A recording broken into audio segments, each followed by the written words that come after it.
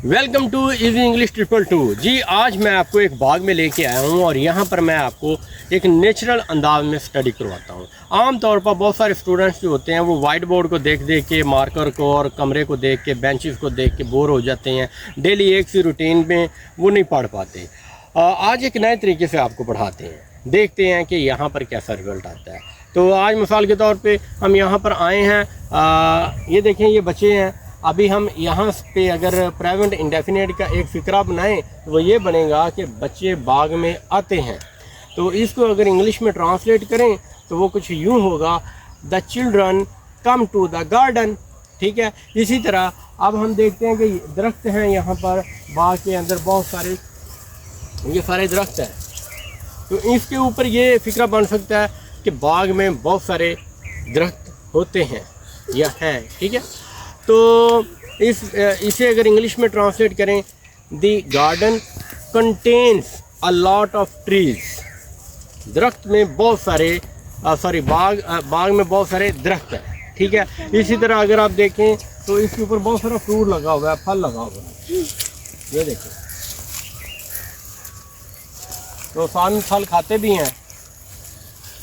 तो इसमें सबसे पहला जो फ़िक्रा बनेगा वो ये कि उस्ताद फल खाते हैं। ठीक है, तो इसे अगर इंग्लिश में हम ट्रांसलेट करेंगे तो क्या ट्रांसलेशन होगी, the teacher Yeats to fruit. ठीक है, इसी तरह अगर हम मज़ीद आगे चलें, मज़ीद इसमें ये देखते हैं, ऊपर आसमान की तरफ देखें, बादल बने हुए हैं, बारिश आने वाली है, बादल बने हुए हैं और सूरज जो है ना वो मशरक़ में ग्रूब हो रहा है।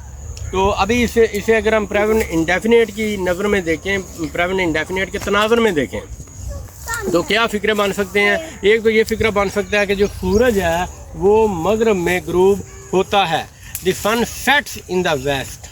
ठीक है, इसके अलावा बादल बने हुए हैं। अगर वैसे तो ये प्रेजेंट कंटिन्यूस का फ़िक्रा सही बनता है, लेकिन अगर हम इसे ज़बरदस्ती प्रेजेंट इंडेफिनिट में कन्वर्ट करें तो कुछ यूँ बनेगा, बादल बनते हैं, आसमान में बादल बनते हैं, the clouds come to the sky. ठीक है, तो इसके अलावा मज़ीद आपको चीज़ें दिखाता हूँ और एक तो आपकी सैर हो जाएगी बाग में और दूसरे नंबर पे आपको इंग्लिश भी सीखने का मौका मिलेगा।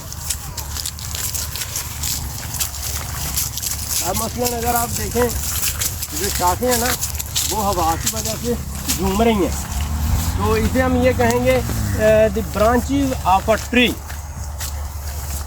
Dance in the air. ठीक है, अब यहाँ पर डांसेस क्यों नहीं कहा, क्योंकि ब्रांचेस ज़्यादा हैं, प्लूरल है, ज़्यादा शाखें हैं, तो इसलिए यहाँ पर डांसेस नहीं आएगा बल्कि डांस आएगा, the branches of tree dance in the air. ठीक है, तो इस तरह की इंग्लिश आप सीखते रहें, एक तो एंजॉय करें, ग्रीनरी देखें, सीखते चले जाएं, अपने वोकैबुलरी सेट करते चले जाएं। ठीक है, आप भी सीखने सिखाने का इस तरह का माहौल बनाएं कि आपके घर के पास जो पार्क है आप वहाँ पार्क में चले जाया करें। पाकिस्तान में पार्क कहा जाता है, वैसे इंग्लिश में इसे पार्क कहते हैं। ठीक है, इसके अलावा कोई आपके घर के करीब अगर बाग है तो उधर चले जाएँ। इस तरह क्या होता है, आपकी जो मेमोरी है वो ज़्यादा अच्छे लफ्ज़ कैच करती है, आपको ज़्यादा देर तक याद रहता है।